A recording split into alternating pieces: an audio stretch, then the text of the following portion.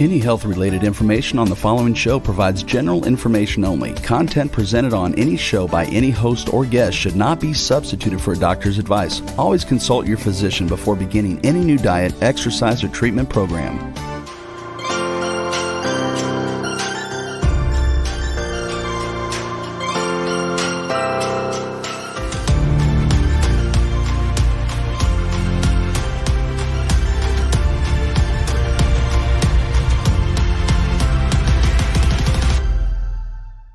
Hey everybody, welcome to the Namaste Wellness Show, where we talk about all things holistic health for the mind, body, and spirit, for people and pets with a touch of cultural soul. My name is Laura. I'm your host. Thank you so much for joining me today. Today, we're going to be talking about Animal Reiki, and I have a very special guest. Miss Kathleen Prasad is the founder of Animal Reiki Source and president of the Shelter Animal Reiki Association, also known as SARA, S-A-R-A. She's been a Reiki practitioner and teacher for 25 years, and she has pioneered Reiki for animals, creating the first and only ethics of the profession, as well as the Let Animals Lead project. Welcome, Kathleen, to the show. Thank you so much for being here.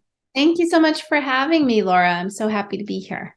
All right. So I'm glad we finally got you on. So first tell us a little bit about your background and how you got into Reiki energy healing. Yeah, sure. I'd love to. So I actually fell into Reiki accidentally, which maybe sometimes that's the best way to find what you're supposed to be doing in your life. I don't know. Yeah, sometimes. Yeah. I was a middle school teacher in San Francisco, actually, and I planned on doing that for my whole career. I really thought, because I loved the kids, I loved teaching. I taught history, English, and drama, and I loved it.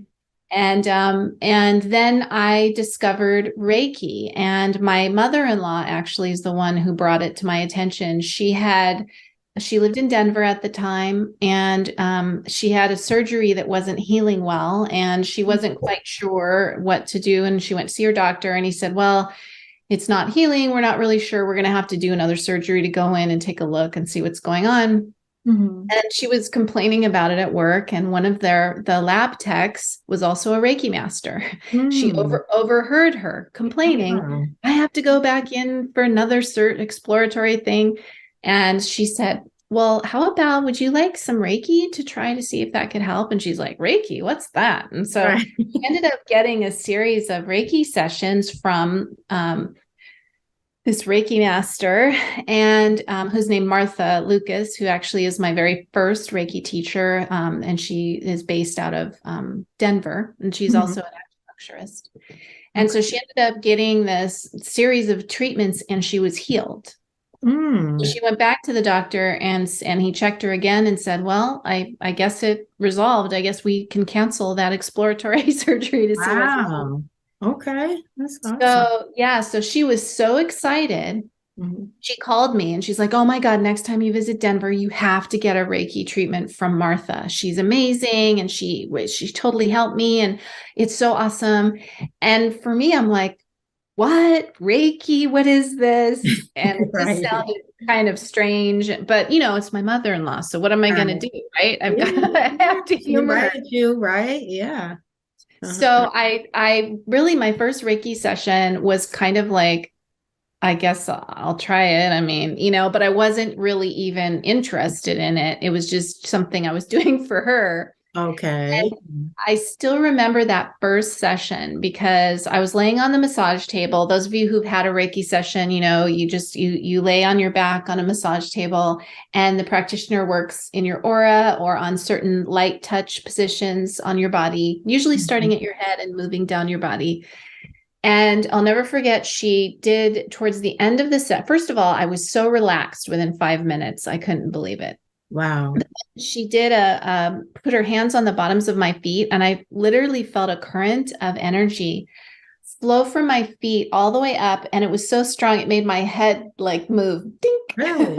Wow. And I was like, oh my God, like I really felt that. Like I felt the flow like so strongly, and I felt so relaxed. And I had grown up being a super anxious person, having panic attacks. Oh, wow. being really anxious my whole life since I can remember when I So was you really. really needed that was something that came to you that was very helpful to you. Absolutely. I got up off the table. I felt 10 years younger. I felt 10 pounds lighter. I was like Ah, walking on air, and I was like, oh my God, so I have to learn yeah, this. Like, yeah. it wasn't good enough to get a treatment. I wanted to learn how to do this because I just knew, like, my soul knew that this was going to heal my anxiety. I just knew Wow. it, That's you know? amazing. Yeah, that's So that awesome. was really my first experience with Reiki. And the reason I was motivated to learn it was for my own healing. Okay. Um, and so, yeah. And then the animal part kind Mhm. of came unexpectedly later on. Okay, before you go into that, you want to explain, I know you explained how you do the Reiki. What is Reiki? So it's a Japanese holistic healing system, and it was created in 1922 in Japan. So we just had our 100-year anniversary last year. Right, yeah. And it was created by a Japanese spiritual teacher in Japan. Mhm. And it really was a system for spiritual development and Mhm. healing. And Mhm. so the core teachings are very Japanese based, but it's things like the Reiki precepts, which is do not, for today only, do not anger, do Mhm. not worry, be grateful, work diligently, and be kind to others. So Right. there's that spiritual teaching, which we meditate on in Reiki. And then there are breathing exercises, and I'll teach one of those today for your Yeah. viewers and listeners. Yeah. So, Yeah. and this is sort of again, a Japanese practice that focuses on the lower belly, which is your center of grounding, your connection to earth, Mhm. your your sort of balance. And so And we just to add a little something there, yeah, you're mentioning the Dantian. So you do Qigong or Tai Chi or something like that, that area between the navel yes, and the lower belly area. yes, The yes. Dantian, yeah, they And call it the Dantian. that's Um, Chinese. So in Japanese, that's the hara. oh, the And Hara. Okay, Hara. Okay. yes, That's yes. okay. Yeah. That word is also used in Kundalini yoga too. The Hara, I think that they use that Interesting. sometimes. I Interesting. believe so. I might be wrong about that. Okay, so I didn't mean to cut you off, but I wanted to kind of Yeah, inject no, that totally. little detail there. But go Yeah, ahead. those details are cool. So yeah, so I think this idea of your center is kind of a universal teaching. You can find it. So a lot of Mm, these Japanese Reiki teachings, we can see parallels in other spiritual teachings, which I think absolutely. is Yeah. really Mm, beautiful. And right. then there's the hands-on healing, which is probably what most people who've had a Reiki treatment or have, seen pictures of one, probably what they're thinking of is hands-on healing. So Mm, the client would lay down on a massage table, fully clothed mhm, and just relax. And then the practitioner will move around, usually starting at the head and kind of moving down the body, but doing light touch mhm, and resting the hands lightly for a period of time and then moving to the next position, sometimes working in the aura, not directly on the body, but a little off the body. Um, mhm, and they've actually done some scientific studies about Reiki, and they don't understand the mechanism of how it works. But mhm. what they have discovered is that it activates the parasympathetic response. And Mm, that is our rest and relaxation right. state. Right. Yeah. So, Okay. yes, it's really So, helpful. so it's the same as how would you do that with Reiki on an animal? So, yeah, this Or is say a where cat or a dog or a horse? Because I know you work, I just want to clarify, you work with all animals, cats, dogs, horses, birds, I mean, any all everything, animals, correct? everything. Yeah. All of Well, our animal friends. exactly. We have many, many different kinds of friends, different species of friends and animals for sure. And they all love Reiki, but I had to learn the approach. The approach is really different. So the central teachings are the same. Reiki teaches about compassion and it teaches about peacefulness and calming your mind and, centering yourself and being present. Mindfulness is a central teaching in Reiki. So all of this is, something that animals really appreciate when we get ourselves in that calm, mindful state. Right. But then when I first started practicing Reiki, I also used that touch part as well, because I had learned that for humans. Right. And for some animals that worked fine. Like my own dog would roll on his back and offer me his belly, and I would, rest my hands there, right. And he's like happy. But I was also walking dogs at a local shelter. And so I tried to, do these hand positions on the dogs there. Now, a lot of those dogs came from, traumatic pasts and abuse, where first of all, I'm a stranger. Yeah. Second of all, they don't necessarily trust people because of what they've been through. And third, hands might be to them something scary, not something healing, right? Right. So for these animals, I couldn't use a hand positions.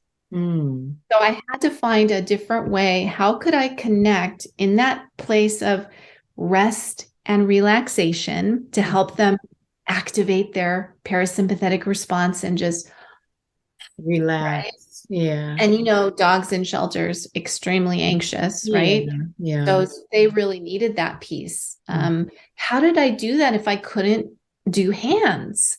Right. And that was what kind of led me on a journey of finding a different way to connect energetically with animals while still using all the Reiki principles and foundational teachings, but not the protocol, not the human-based protocol. And so that's how I have over the years created the Let Animals Lead method of Animal Reiki. And that is really meditation-based. So, different types of Reiki teach different things, and some of them are more touch-based and some of them are more meditation-based. Okay. So our method kind of draws upon that meditation-based teaching, and then allowing the animals to come forward if they want touch. But if they don't, that's also fine. And think about it this way, like, you have cats, right? So your cat, I grew up with dogs. Yeah. Grew up with dogs. So for your cats and your dogs, right? Just think about the way they react when you have someone over, right? Oh yeah. They sort of check them out from a distance, right? And they figure out their energy and whether they like them really from across the room. Distance, right. Exactly. And by the time they come forward and let them, if your dog lets the person pet them, or if your cat comes over to get pet, they've already sized up that person and figured out, okay, that's a good person. I trust that person. Now I'm going to let that person touch me. Right. Well, let me ask a question, because I have, friends and family that they don't really care for cats too much. And they'll say, they've told stories that I went over to my friend's house and I don't even like cats, or maybe they don't even like dogs. And that cat just keeps coming, wants to be right next to me. So I'm just wondering, how do you interpret that? Well, it's funny because my husband is terribly allergic to cats.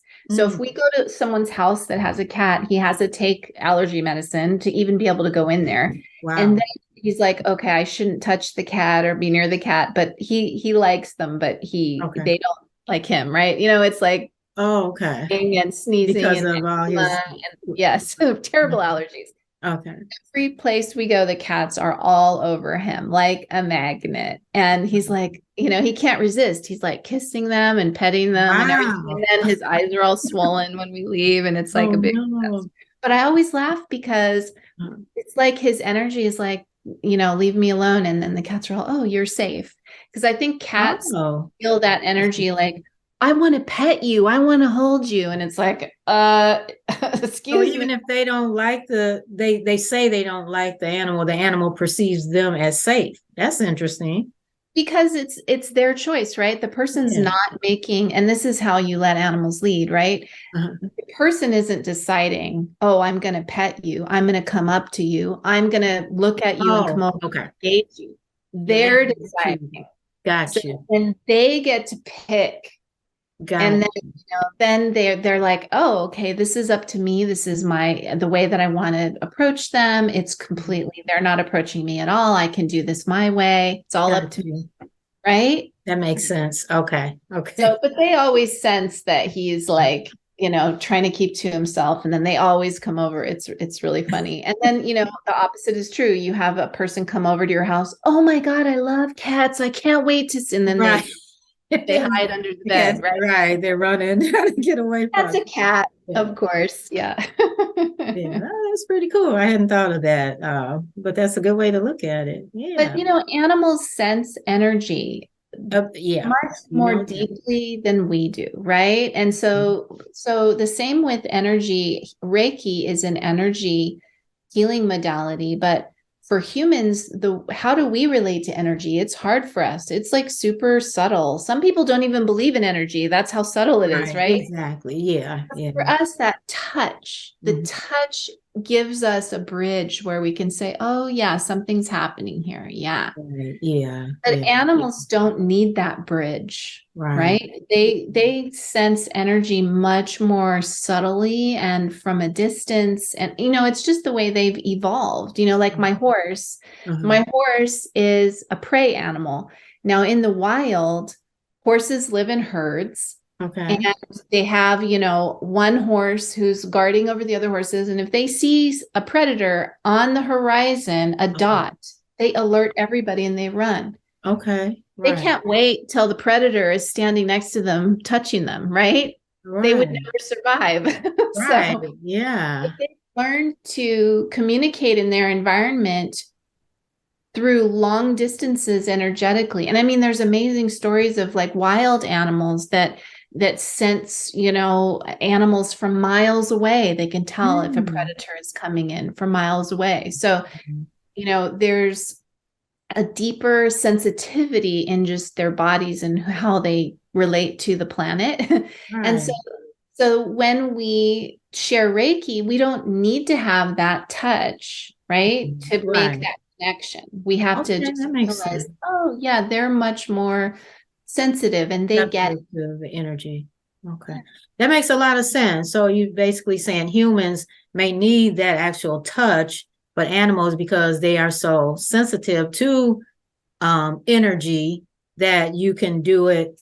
I think when I listen, I was doing the mentorship program with Lisa Guyman last year, the Reiki master teacher, and you were saying how you can even be across the room and give Reiki to an animal. And I want to add one more thing. I did have a little cat, and she was very skittish. And I had read, I think it was in the book I mentioned earlier, there's a book called Pets Tell the Truth, about a woman who was a scientist actually, and she became a animal communicator after she lost several of her cats. Because I think she had several cats, and when they passed, she said it was even harder than losing one of her family members when she lost her cats. And so she just had to understand and how animals communicated, and she wanted to communicate with the animals. And so she went from this very scientific approach to energetic approach. And she was, talked a lot about how just stroking above the animal who may not want to be touched. So it's kind of similar to what you're saying.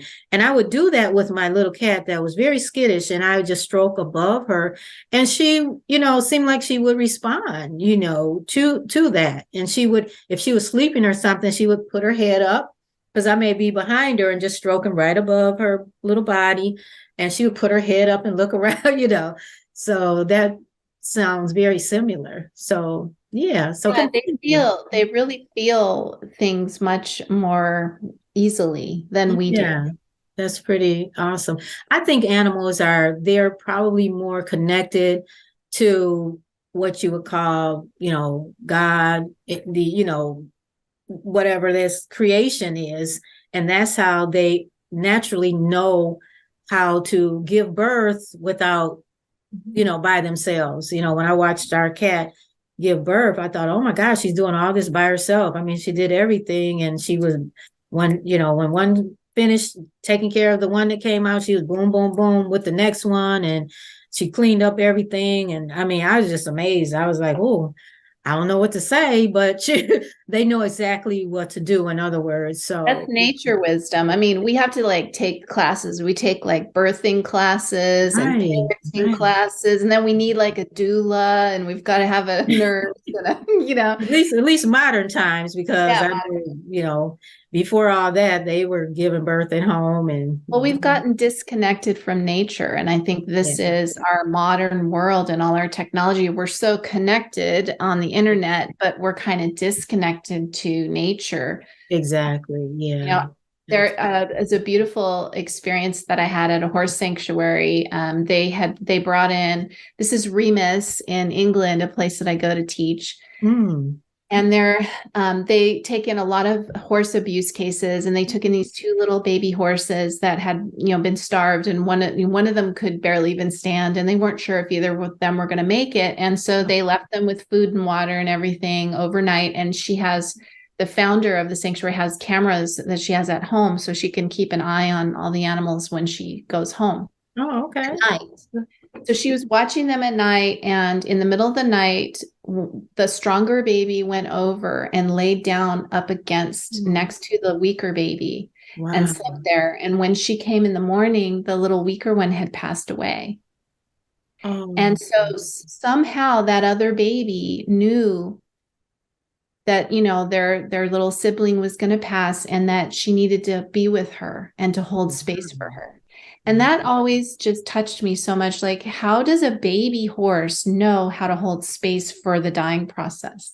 Like, that's a kind of nature wisdom that animals hold that we've lost. Yeah. And that's why, again, my method is let animals lead. When you start to realize how much more animals understand about life and death, and the circle of life and death, and nature, and the cycles of nature, and then you kind of go deeper and go, okay, and energy, and balance, and harmony, right? Animals understand and live in that space because I believe that we have that within us. It's kind of our essence too, because I think we're all made of the same stuff, Sure. But we just have so many layers that cover it, and we've just really forgotten our connection.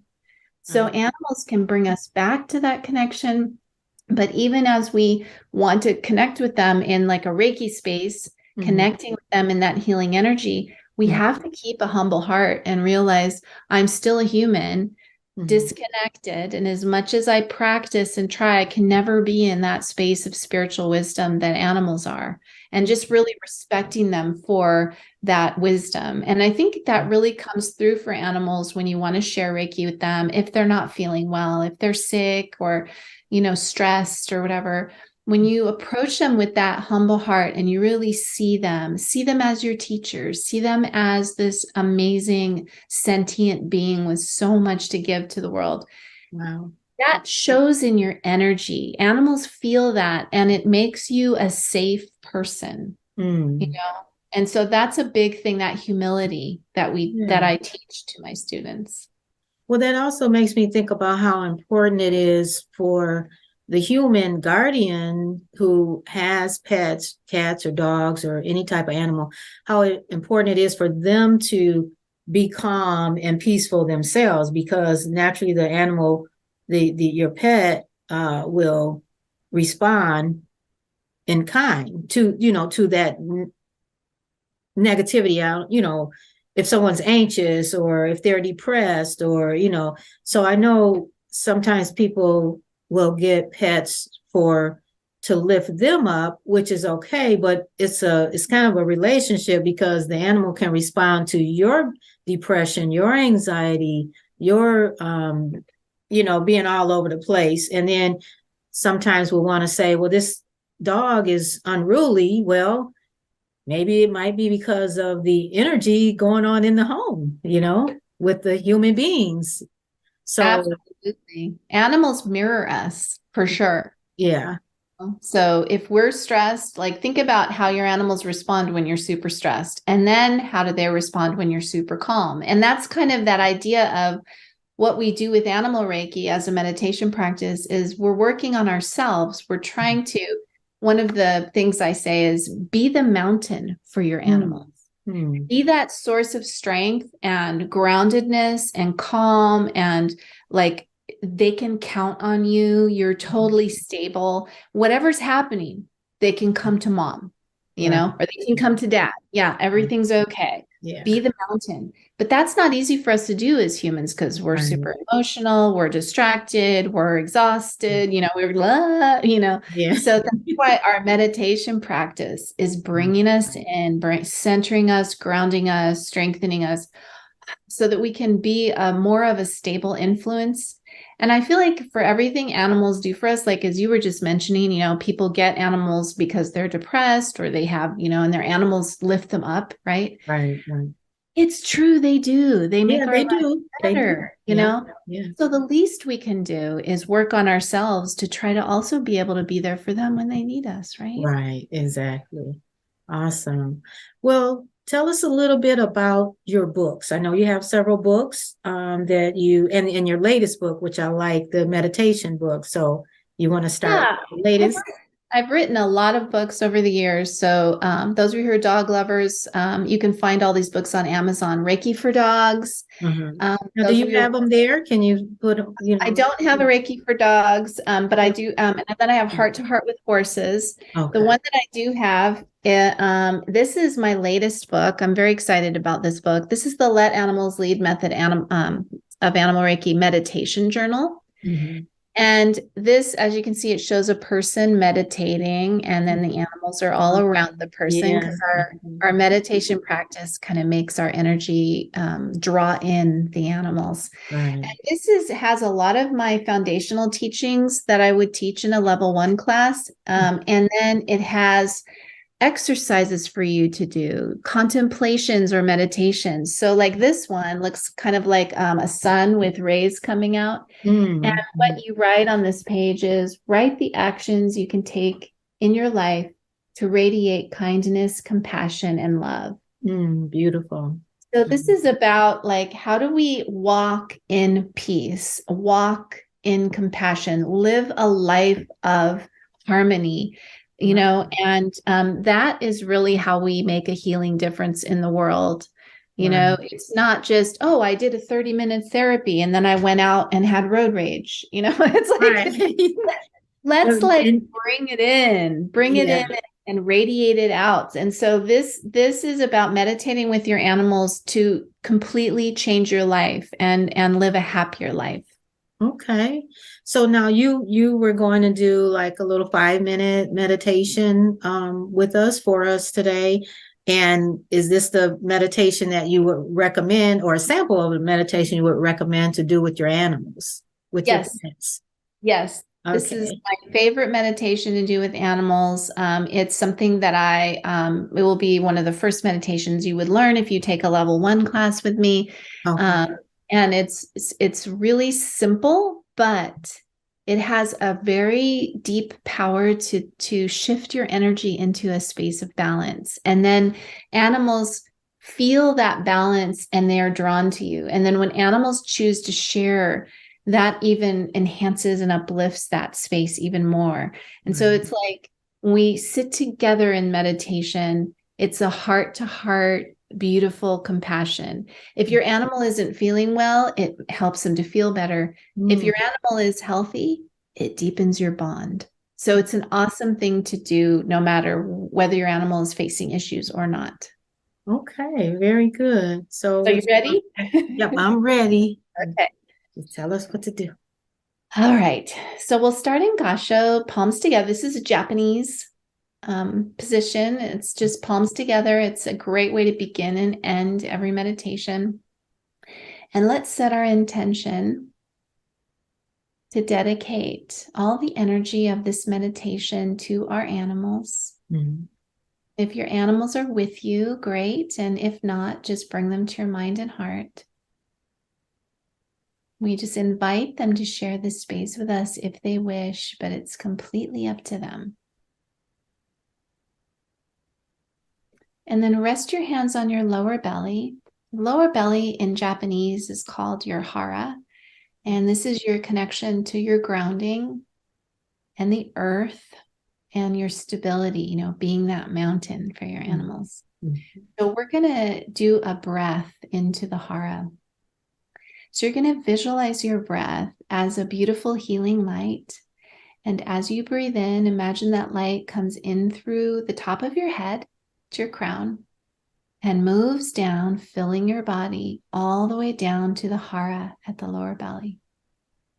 And then as you exhale, imagine that light can expand gently out of every pore in your skin and into your aura and out into the universe. So breathing in the light, in through the crown, moving down to the hara. Breathing out, expanding this light in every direction. Breathing in, filling your body with light, all the way down to the hara. Breathing out, expanding. And with each breath in, feel that light inside of you getting brighter and brighter. And with each breath out, feel that light expanding further and further into the universe. Breathing in, connecting to the hara. Breathing out, expanding. Breathing in and breathing out.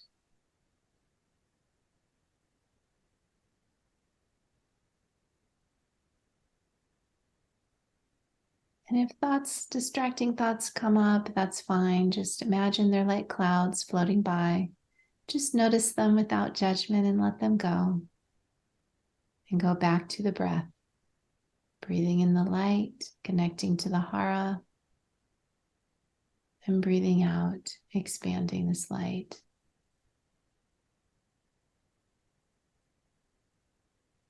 And then just relax your breath and see yourself sitting in this beautiful light inside you, a light all around you. And this light is filled with compassion, loving kindness, peacefulness, and harmony. And just imagine that you're just shining this light and invite your animals to step in and share this light with you if they wish. Try to let go of your expectations and just be in the light.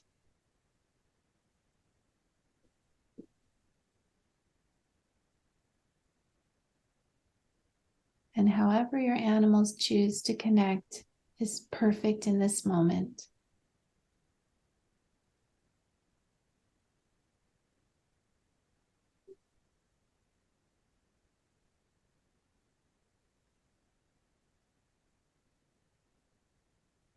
And then bringing your hands back into Gasho, palms together.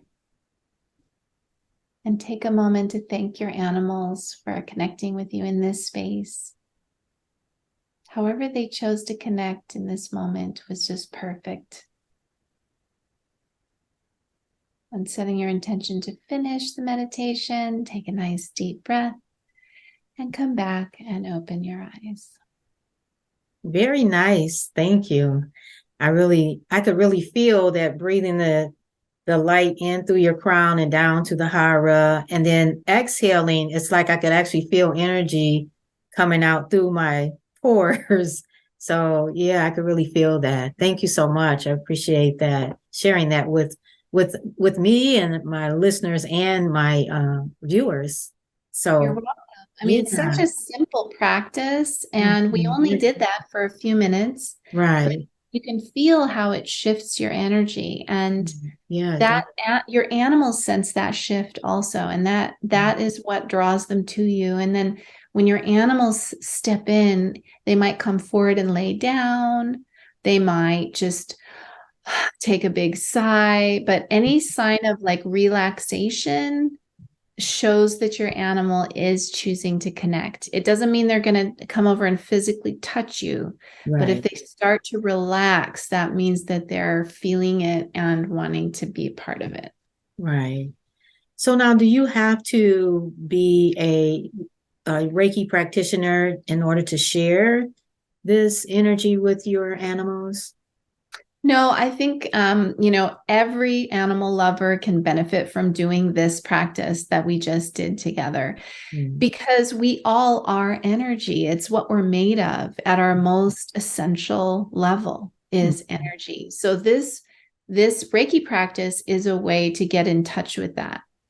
If you do this practice and you find benefit and you want to learn more, then I recommend you take a full level 1 certification class so that you can learn all the different tools. And there's so many great techniques and teachings in the first level of Animal Reiki. It's this is like a little window into that possibility of connecting with your animals, but there's so much more that you can learn. Right. Yeah. When I meditate, I have 3 brother cats. There were 4, but actually 2 of my male cats passed last year. That was very challenging for me. But when I do the meditation, it's so nice. They might be somewhere in the house and then I'll be in meditation. I'll open my eyes and they're kind of laying there next to me. So that's very comforting to me. And I assume it's comforting to them too. It's kind of our moment to kind of chill together. There was a story you told last year when I attended your workshop. And you talked about, I don't know if it was a dog that had been abused. And when you went to see the dog, it took some time for you to I can't remember what the dog's name was. And I'm not sure if it was a dog or was it might have been a large cat or something, like, a panther or something. Was there some story like that you told? Would you mind sharing that story? I'm not sure which story you mean, but I do have a Black Panther story, or a Black Leopard story, and his name was Makoto.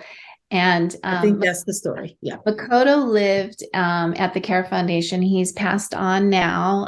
But I met him the first time I went to the Care Foundation in Florida to teach a Reiki class. And at that time, he had just come from a really abusive past and he hated people. And whenever they'd feed him, he'd try to kill the person that came to feed him. So it took a lot for them to clean his cage and, throw food in. They had to have multiple people to try to distract him and make it safe. So he was a very angry cat. Wow. When I first went to visit there, and I didn't know his story or anything at the time. And I just came up and he rolled over on his back and was purring. And I didn't know. I'm like, oh, you're so beautiful. And then I just sort of knew him already. Wow. I had this deep connection to him. And the founder of the sanctuary cried. She's like, I've never seen him do that with anyone. Oh my God. And I'm like, really? And then she told me how mean he was and how much he hated people. But we had this amazing bond. And he was really a problem for them because he was so ferocious and so hateful towards people. So we spent some time, I sat and did Reiki with him, and it was a beautiful connection. And then I went home. I live in California. And a couple of months later, I was diagnosed with breast cancer. And that was very scary time in my life. And I didn't know if I was going to get well.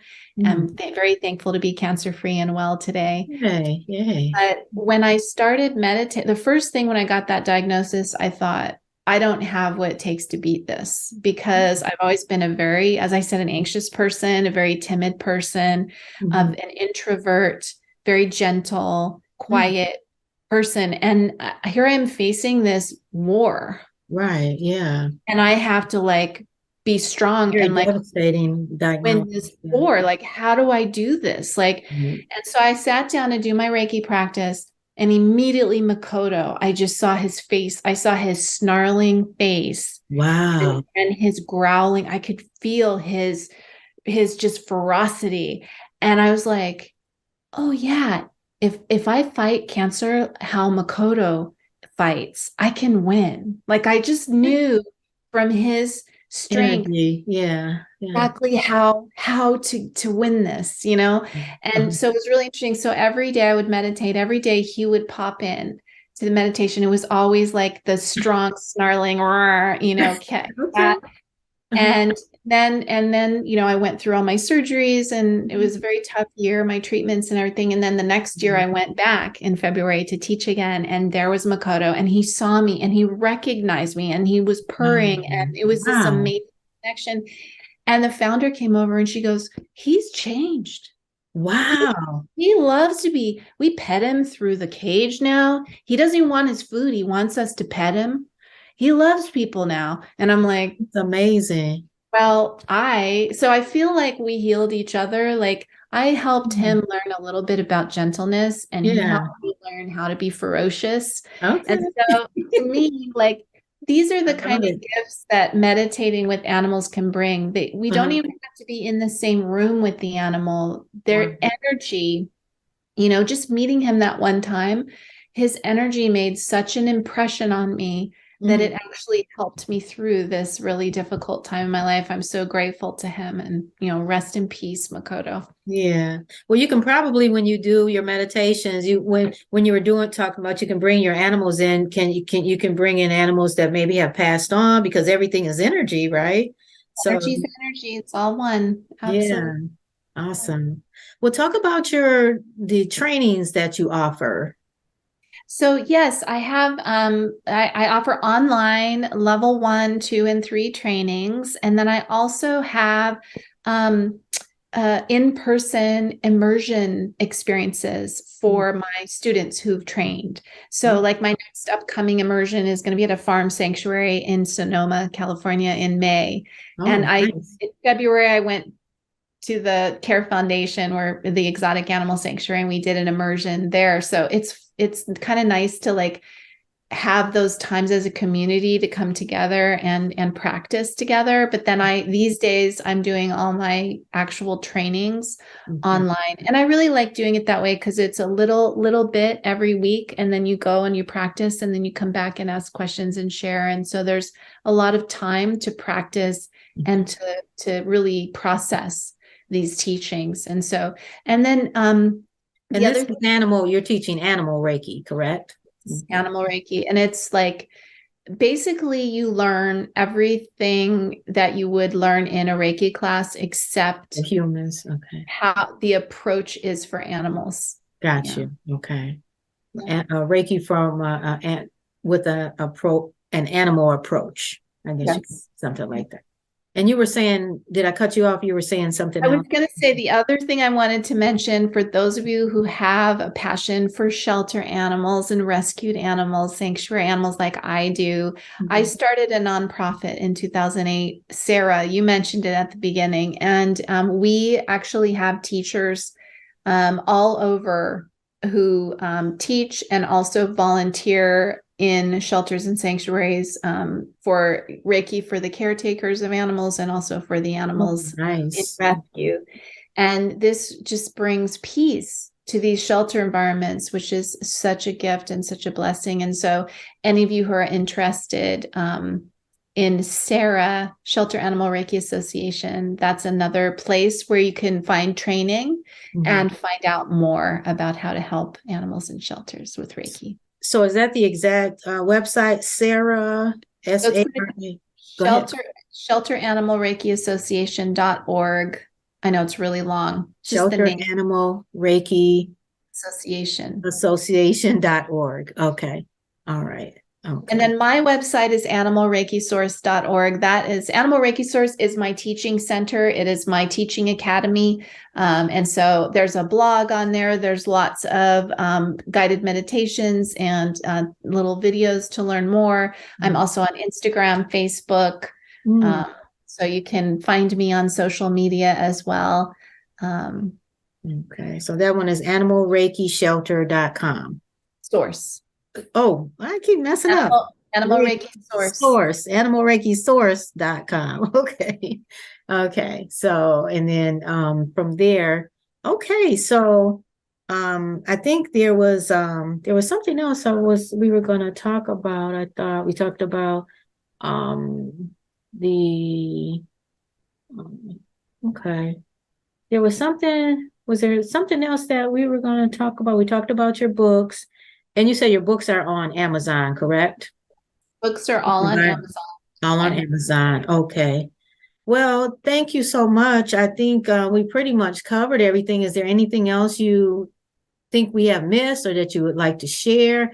You want to give some extra tip? You've given a lot of tips. The one thing I kind of wanted you to go over in a little bit more detail is about if someone wanted to do Reiki or just send loving, compassionate energy to their animals, in addition to doing the meditation with them that you did a sample of right here on the show for us. How would a person give Reiki to their animal if their animal wasn't feeling well? So I always say, don't give Reiki to your animal, be Reiki with your animal. That's why the practice we did is the essential practice. And it doesn't change whatever the condition is your animal faces. It could be a physical condition, a mental, emotional condition. Doesn't matter. We always create that space. So to me, it's like Reiki with people is very directed, and I'm in charge and I'm doing hand positions for people because people aren't sensitive to the energy.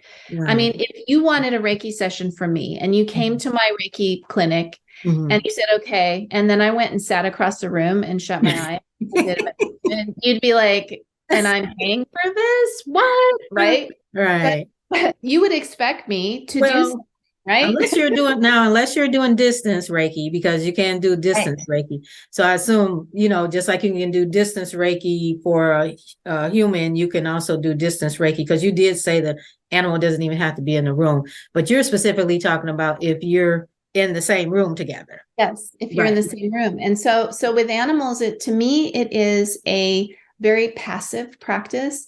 For humans, it's a very active practice where we're doing Reiki. We have a protocol that we follow. For animals, we let go of the protocol and we just be in that space with them without expectation, without focusing on what's wrong. That's another big one of the teachings we didn't really talk about today, but we actually let go of what's wrong and we see with our Reiki eyes, we see their perfection and see gotcha. That's the light. That's the detail I wanted to pull out, was that you are seeing the animal heal. You're seeing them in their healed state, not in their sick state.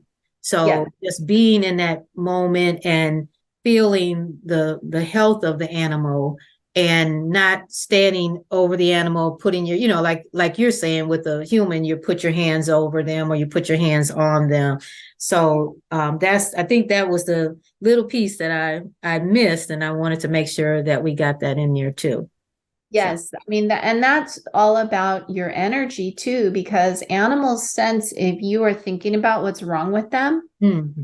And it can be an obstacle. They won't want to connect. It can make them feel nervous or tense or guarded. If they can sense and feel you zoning in your mind and thinking about what's wrong. Yeah. And so that's why I noticed that even when I would take my hands off, if I was thinking about what was wrong, then the animal might leave, Right. So all of this was through trial and error. And how do I make animals comfortable? How do I make them feel safe? How do I make them feel empowered and wanting to come forward and connect? And so that's kind of how it became really just about meditation. And really what we're doing is we're holding space for animals in that moment for whatever they need. We're just holding space for them. Got you. Yeah, because that was really hard when my two male cats passed last year. I was seeing their demise, and I was trying to see them healed, but it was hard because I was watching them, and at some point I just had to let go because I knew it was their decision to move forward, on continue their journey, as they were passing. So it even kind of chokes me up now to think about it. But Yeah, that's hard, when you're in that moment, but it is important to see them well. To Yeah. remember to see that they're whole, even that their body is failing, their spirit is whole and Right. always perfect and bright, right? Exactly. But Exactly. it is so hard for us to let go of the physical because we love that part so much. Right. Yeah, this is true. I'm laughing not because it's funny. I'm laughing just as a release, really, to, let go of that and to see the joy that they can continue. They're, I'm sure they're still out there somewhere having a good life is what I always pray and wish for them. So with that being said, thank you so much, Kathleen, for being on the show with me today. It was very enlightening and inspiring, and I hope it's been enlightening and inspiring for our viewers and our listeners. So maybe you can come back again and talk more specifically once your new journal, you start using it, you can come and tell us how wonderful things are going from that point. So thank you again for being on the show, and I hope everybody will tune in every Wednesday at 11 for the live broadcast, or if you missed the live broadcast, you can always see the replay on all of your major podcasts. So for now, stay safe, stay well. Namaste. All righty.